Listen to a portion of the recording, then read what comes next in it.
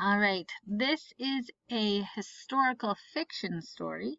So it is fiction because it's this made up little family, but they are going to an actual thing that existed, the 1893 World's Columbian Exposition. It was a World's Fair that was held in Chicago in 1893. So it is a thing that happened, but the family is fictional.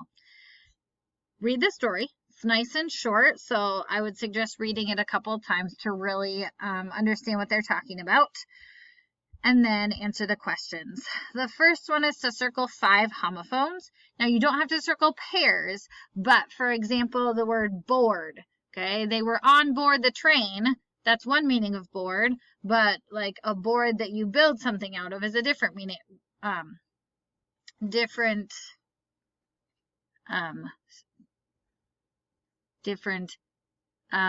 meaning of the word board. So that could be one.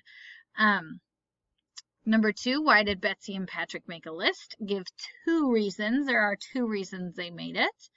How do you know this story takes place long ago, other than the fact that I told you? And then underlying clues that would tell you that. And then, what is a moving sidewalk? What other inventions in the story exist today? How have they changed people's lives?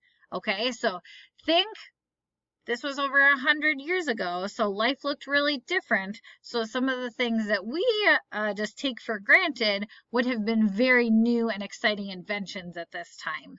So just think about some of those and how they would have changed lives from what it looked like in the story to what it looks like now.